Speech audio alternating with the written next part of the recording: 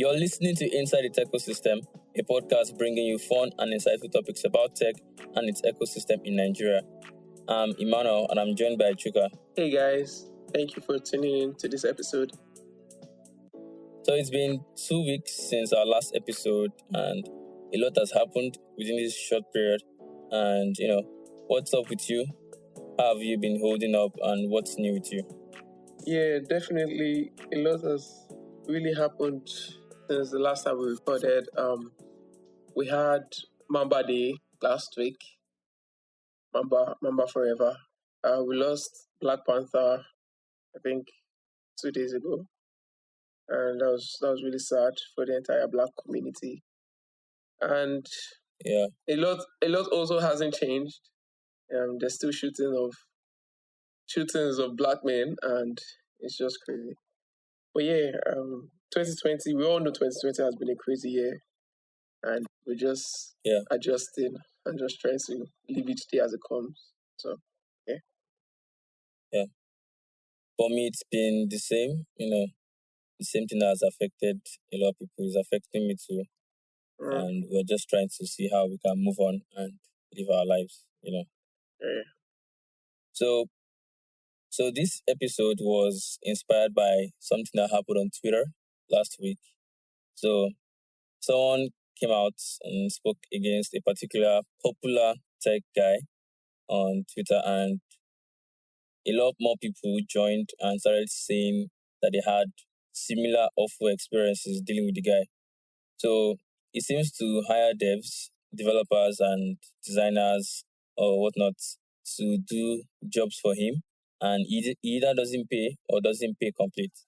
Apparently, he has been doing this for quite a long time. Someone even said he has been doing it since Facebook days, which is a long time ago. So, and he has been getting away with it. But that day, Curiouscat came to the rescue. So Curiouscat is a website where you post anonymous questions and people can answer stuff like that. So that's how someone came out to expose him. So this got me thinking and reminded me of similar experiences I've had with freelance and contract jobs. And I realized that this happens a lot in the Nigerian ecosystem and it's really sad. Yeah. So Chuka, what do you think about this? And I mean, the problem of employers taking advantage of employees or freelancers, that kind of thing. Yeah, definitely. Like you said, it's actually really sad. And I remember when the whole thing went down on Twitter and you tweeted something saying, you said, I thought tech was the only thing that worked in this country. And clearly we were wrong. So yeah, the fact that people always think that they can get away with whatever they do, especially in a country like Nigeria, like they just take advantage of people and just no form of human feelings or whatever is really, really, really, really painful. And I'm just so glad that we got to address at least a part of it. I am very, very sure that it's still happening even right now. As we're recording this episode, someone is still being exploited. Someone in the ecosystem, whether it's dev or a designer or whatever. So I'm just really glad that we got to, bring that out into the limelight more and, inspire a lot of people that even if they've not fallen into that kind of situation yet, it's going to prevent them from, getting into situations where they are exploited and someone doesn't pay them for the time and energy and effort they've invested into something. So yeah. So this episode actually, we're not going to pick sides or try and shame people because that has been going on Twitter. So we'll try to find a balance and try to advise everyone to do better. So there's something fundamentally wrong with the idea of people thinking that they can take advantage of people that work for them. And so in marketing, there is something called perceived value. It's the customer's evaluation of the value of a product or service. And in this case, the customer will be the employer, while the product will be the employee or the freelancer or whoever is doing the work. So basically, people pay for what they think something is worth. So now, for tech employers or employers in general, for them to want to be cheap when employing, it means they don't really perceive the people that they are hiring as valuable as they should be. Do you get? And this is so wrong. This is wrong in so many ways, especially in the creative industry or tech, where companies basically rely on technology to function. And these developers and designers and engineers are the ones responsible for building and maintaining the tech. So if what your company runs on is maintained by people that you hire, then you should value them as much as you value your company. So this isn't what is happening in the Nigerian ecosystem. At least most of the companies or the higher population of employers don't value developers as they should.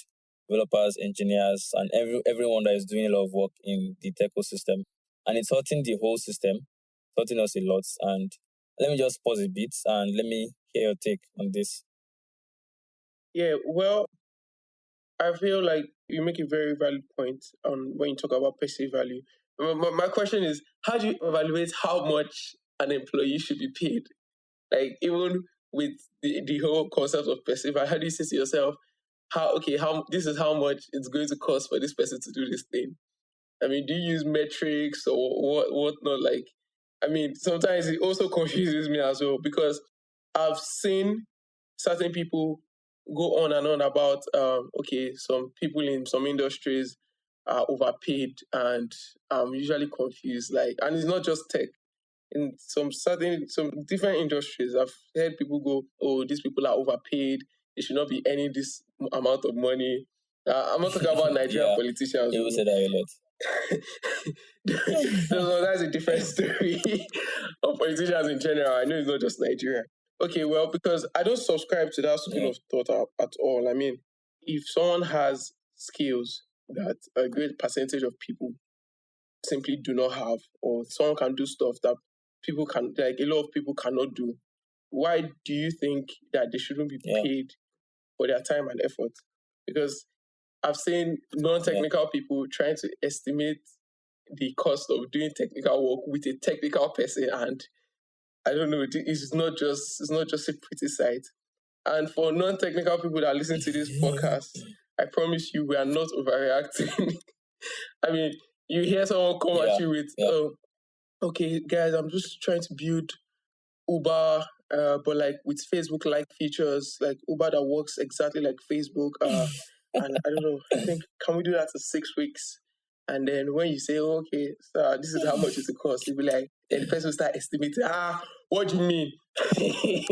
His domain name not 300 naira or $10 or how much? I'm just like, bam, calm down. Because, I mean, these people will literally go on about, this is how they think you should do your work. And I think this is what really causes a lot of, problems when, the jobs are being given out. And I know someone who, when he's not in the mood to take new jobs, or maybe he has his place full or something, he just goes ahead and overcharges the customer for what if you just ask him for landing page, you just go, landing page 500,000 naira. So like, people don't just waste this time. So I think employees should actually demand for their, like, how much they think they should be paid. And employers, like you said, employers should endeavor to pay employees based on their perceived value. If you think you're saving costs by bringing someone who is probably going to do it at a cheaper price or something, I promise you, it's probably going to not turn out very great in the long run, because that person may do a shitty job or a rush job, and you may even end up spending more.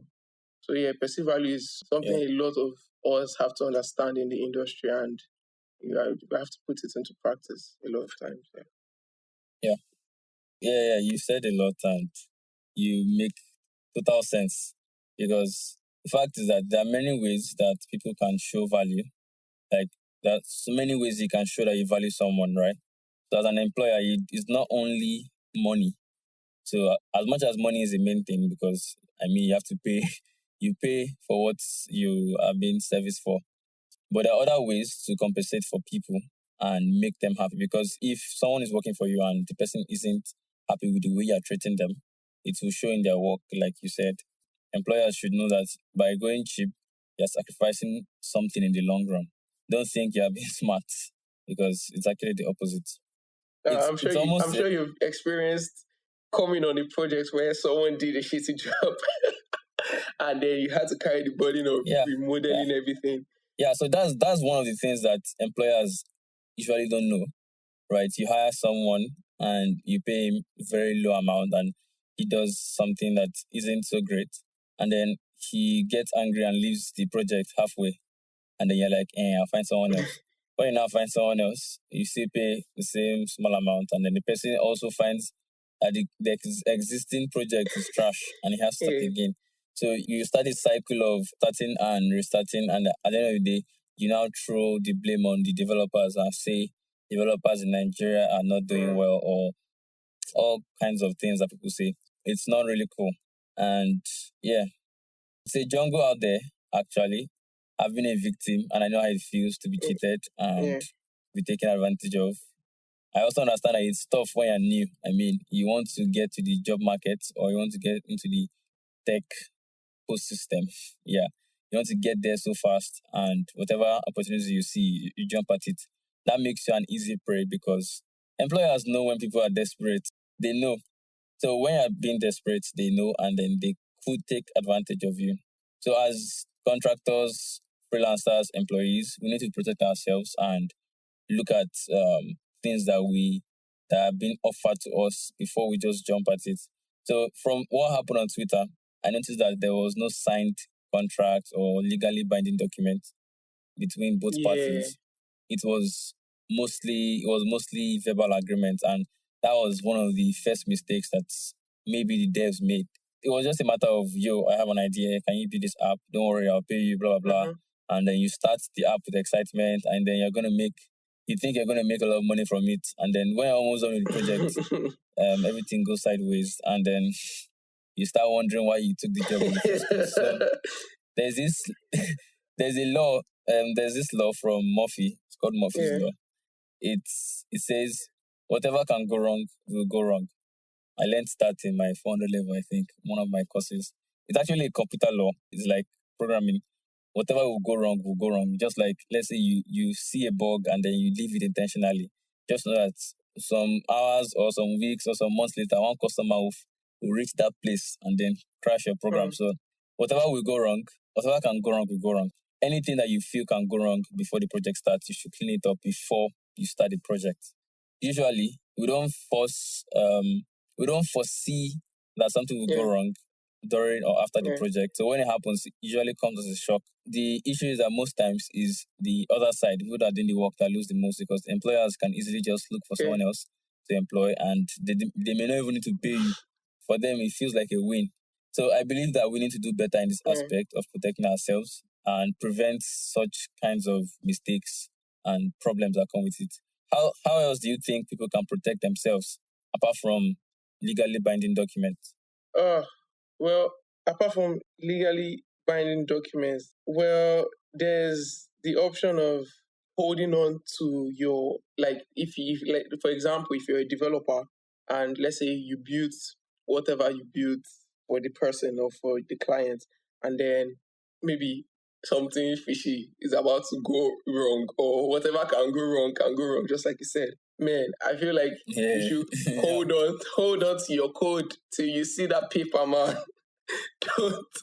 Don't release anything. I don't know how to emphasize it, because I think when the whole thing went down on Twitter, I was hearing gist of they were taking down his database or something.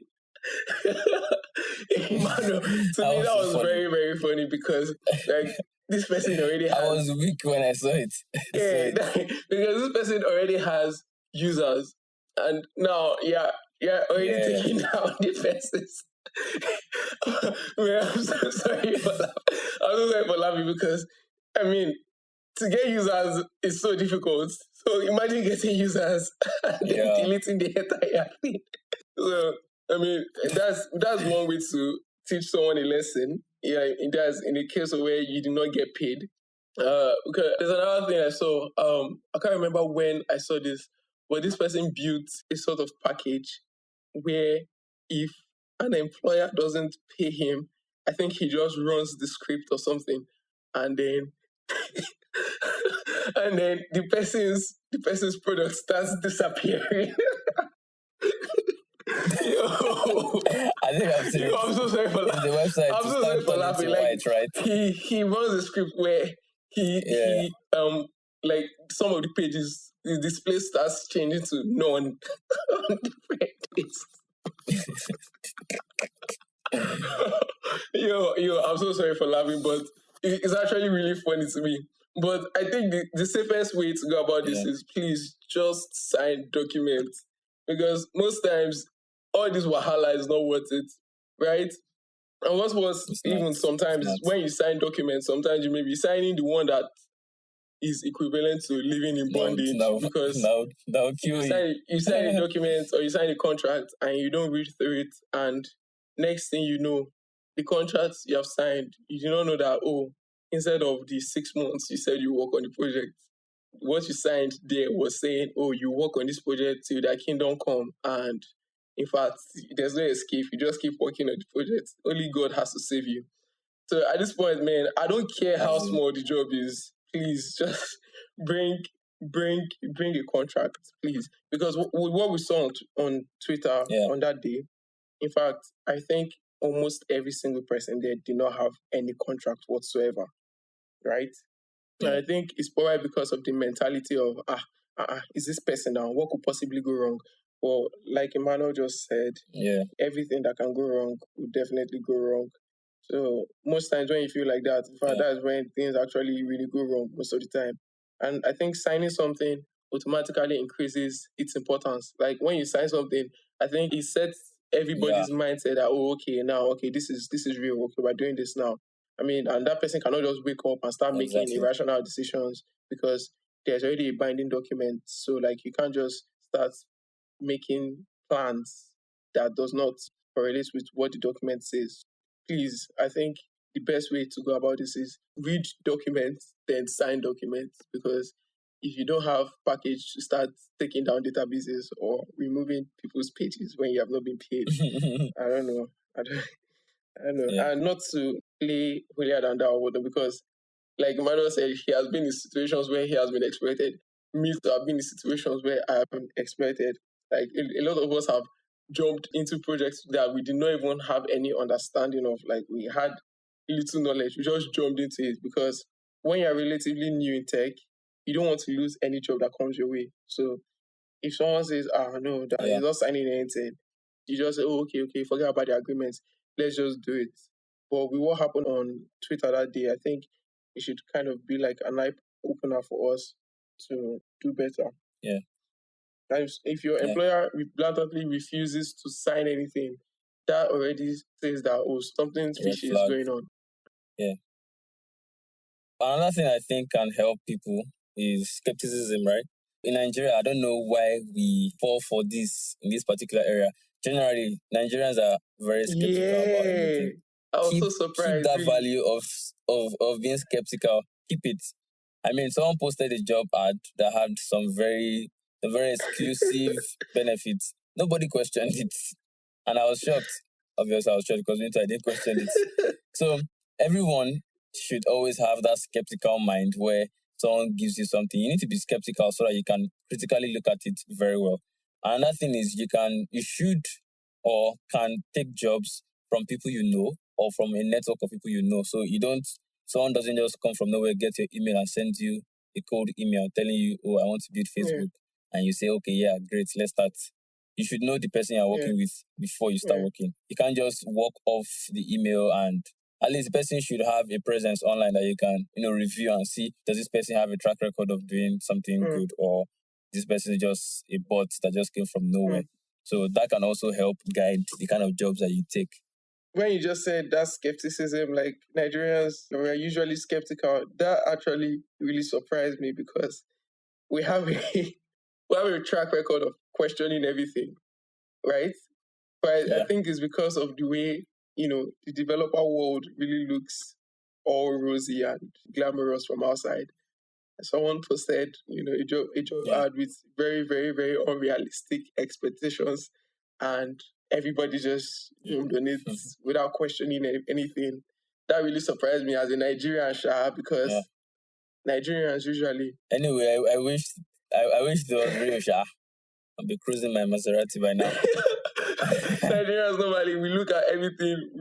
Even things are true or things that are too good to be true. We question everything. So that one was really surprising that we just went with it and we didn't even ask questions. How do you think employees and employers can value each other?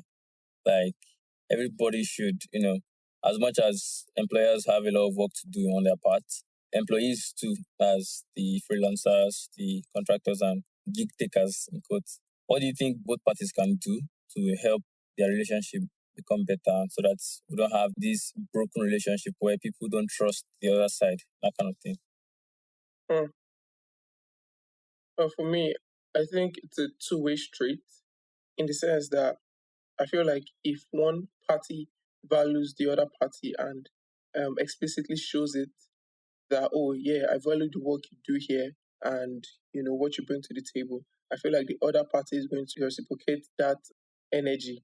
Because me as a person, I thrive off energy, I live off energy. So if you're giving me a particular kind of vibe most of the time, I'm going to give you that exact same vibe back. I feel if employers can show that I really appreciate what you do here, I value your contributions and your commitment to this job, I feel like the employee will be, more ginger to work and the vibe will just be there for him to keep giving that insane amount of output. So I think it goes both ways actually. Yeah. So if we all value each other's work, we all win. Yeah, right? That's my own philosophy. If employers value employees and employees value employers, they both win. And I personally believe that for there to be a healthy working relationship, both parties need to value what they are bringing to the table. Because to be honest, I think what happens is usually someone thinks that, oh, I'm the person being the favor giver, or like I'm the one bringing something to the table. The other party is just coming to come and take out of it. The employees are offering their time and skill, and employers are offering rewards, which is mostly money. So if employees don't feel valued enough, they may not perform at their best, which will it will hurt the overall result of the company or organization. The best companies are actually companies that their employees are satisfied with their compensation and are treated with respect. So that's it. There's this misconception that tech employers usually have. They think they're doing developers and designers a favor by offering them jobs or projects. Please, you're not doing us a favor. You're paying us for something you cannot do yourself, public service announcement. You don't have time to do. Exactly. It's a mutually beneficial relationship. I'm bringing something to the table. You're also bringing. You're paying me for what I'm doing. If you could do it on your own, why don't you just do it? Why do you have to hire someone? You get it. And I actually do not know why and how that even became a concept in Nigeria, because wait, I probably actually know the answers, but it doesn't change the fact that it's very sad.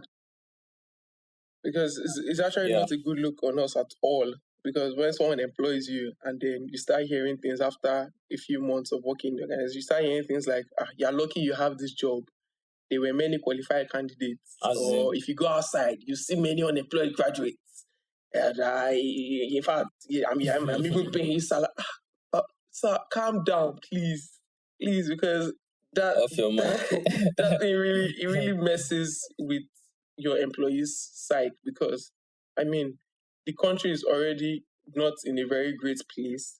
But what's worse is that I feel like we have slowly normalized unemployment, right? Yeah. Because these days, in fact, when we talk about a lot of issues that we have as a nation, people don't really mention unemployment anymore, because we've kind of gotten used to it. Because so that's the problem we have. The fact that employers always feel like, when they employ somebody, they are giving the person a chance, they're giving the person a favor. That's not true, because if you know what you bring to the table, you're not going to let anybody treat you that way, right? And these are our opinions. Please don't go and quit your job, please.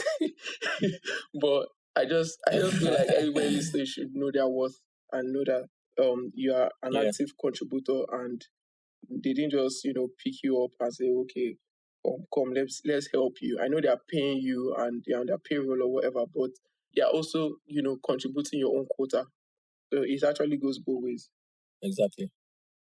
So another thing I realized from what happened on Twitter was that the people that the guy took advantage of, they didn't speak out on time. This is not me blaming anyone. I'm just making observation, Mm-hmm. right? So the guy already got away with so many people, and it even took Curiouscat before someone spoke out. Yeah. And I don't think that's a good thing, because imagine nobody spoke, right? It means that the guy will keep doing what he's doing and then keep riding on his fame on Twitter. And so it could be hard for someone to speak out, because maybe the guy is popular and is probably backed up by fellow popular guys, and you may be seen as a hater because of what you're Yeah. doing. But regardless, I think we should forget about what people are saying about us and just stand for justice and speak out. And I think that's good enough, because by doing that, you stand for justice, and at the same time you are helping other Mm-hmm. people who may be experiencing the same thing, and then they also come Yeah. out, stand Yeah. with you, and eventually justice can prevail. So what's your take on this? Yeah, actually very right. Speaking out is very important actually. I saw chat screenshots of some people that have been exploited by the same person. They were talking to their friends that, oh, if this person contacts you for a job, don't do it, oh, that you're not going to have such a great time. So imagine that was like a public service announcement right after they got exploited. I feel like it would have saved a lot of people time, energy, and effort. So people that are Yeah, usually scared, I feel like maybe because they don't want to draw so much attention to themselves. And I'm kind of like that as well. I don't really like when all eyes are on me and they don't want to be called haters or whatnot. But we should also take advantage of the kind of time we live in. On Twitter, if you call out somebody yeah, and you have enough receipts, people are going to stand by you, right? And this kind of eliminates or prevents the occurrence of something like this again. Because if someone that yeah, is planning to exploit in the future, if his person has seen what happened to his previous counterparts, I mean, he'll try and apply more wisdom that, if these guys, if we get caught yeah, here, that it's not going to be funny. So yeah, calling out people should be a thing, really. If something like this happens, you should yeah, let other people know that, oh, guys, I know it's not easy because Nigeria is the way it is and people are the way they are, especially when you are very yeah, famous or popular. And this person was a popular person on Twitter. Man, it was a tech bro, popular yeah, tech bro. So yeah, I know it's not that easy, but yeah, yeah, we should try and make it happen. yeah. And this is something that the community needs to really look into to fix it, because it's a virus. It's spoiling our image in a lot of ways, and it's hurting people that are trying to get Mm-hmm. in, and people that are still struggling to get a Yeah. stand. So this leads us to our final thoughts about this whole issue. Now, the person in question is popular on Twitter, like we already said, and a lot of other popular guys interact with him regularly. And in fact, on his websites, some of the biggest tech people that we Yeah. know have given good Yeah. reviews and have their pictures up there. So automatically, it makes this particular person look like he's out for good. I'm not saying he's out for bad intentionally, but It looks I'm just very saying. legit. So yeah, so it makes him look very legit, and this is obviously bad, because people that know these other tech guys, right, will automatically think, oh, okay, this is just another good person that's trying to help the community move forward and Yeah. all that. So now the issue is that people shouldn't just come from nowhere and pop up and become Yeah. influential in the Techosystem, because it's not so Yeah. good. So, for instance, we know a couple of guys who have been working in the community for a Yeah. long time. These guys put in a lot Yeah. of time. They put in effort. They put in, I think some of them it's even their full-time roles, and they've done a lot. And now they are in the Yeah. limelight, and they deserve to be, Yeah. because they've put in a lot of work. So someone shouldn't just come from nowhere and just automatically start commanding so much Mm-hmm. attention. And even if the person would do that, he or she needs to have a reason to be in that position. So the person should have at least a track record, maybe not from the current community, but from somewhere that, okay, I'm actually going to be here for good. I'm going to be contributing to the community. I'm not just here for the clout or whatever. So what do you think influential tech people should do in such a case where someone from nowhere just comes up and wants to join the community and automatically become a leader? What do you think the influential tech people should do in such a case? Yeah, I believe this is already very obvious, but I feel like there should be more research done on people. I mean, I'm not saying CIA type research or FBI or whatever, but I feel like you should kind of already know where someone is coming from or what kind of person this person really is, right? Because just like you said, Emmanuel, some of the biggest people in our Techosystem already vouch for this person, and we're humans, yeah, we make mistakes, so you can't really blame them or whatnot.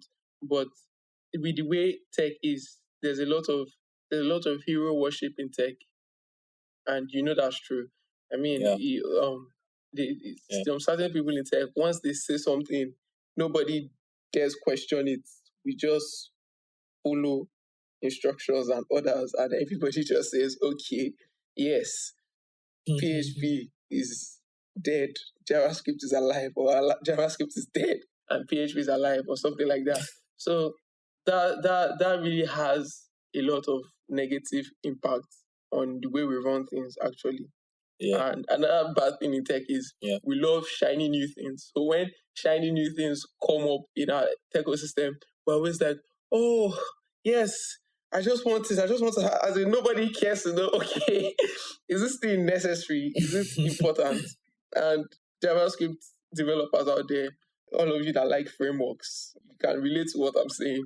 Once a new framework comes out like this, your eyes just light up with joy.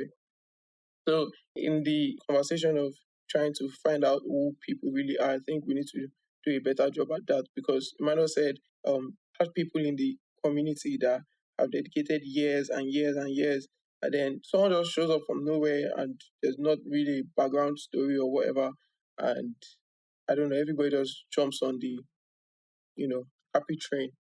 So yeah, I think there really needs to be some form of research, and people are fallible. People will make mistakes. People are not gods.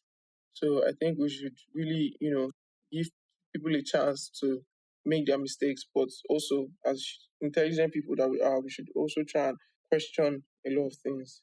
Let's not just take everything as we see it. Yeah. So this episode has been really insightful for me, and I'm sure for you too, and for our listeners. So I hope everybody has picked one or two things from this, and I hope you don't get scammed. And I hope employers that are listening to this also know that we're trying to help the community. We're trying to help the whole Nigerian ecosystem to be better. We should always strive to be better. Everybody wins eventually if everybody's doing the right thing. So there are no picking sides here, and we just want everyone to do better. And as long as opportunities are this limited, things like this are going to keep happening, going to keep being exploited, right? Because, I mean, someone has been unemployed for a very long time, and the next thing he sees is, oh, okay, come work for me. Because it wasn't just this particular person. After this particular person was called out, some other Nigerian devs started calling out other people that have exploited them, and some weren't even Nigerian. There was a guy that multiple developers called out, and this guy wasn't even Nigerian, but he was hunting Nigerian developers. So he was just out to employ just Nigerian developers because he knew that they were an easy target and he could easily get them to, join without any contract or whatever and work for him for free, or work for him, and when he's done or when he's no longer interested, he'll just fire them. So things like that really, really made me sad and angry and upset. But the truth is, this is not going to be the last of it, because right currently in our ecosystem, there are not a lot of opportunities, especially for people who are just leaving, they're just getting into tech. You get. So we should actually find ways and, think of ideas in which we can make more opportunities readily available for, people in the ecosystem, so that things like this are reduced to a fault. So yeah, that's my Yeah. Thank you guys so much for listening. We hope to see you guys in future episodes. Thank you guys so much for tuning into this episode. Remember, we release new episodes every other Wednesday, and you can listen to this podcast on Google Podcasts, Apple Podcasts, or wherever you get your podcasts. Thank you guys so much once again. See you in the future episode.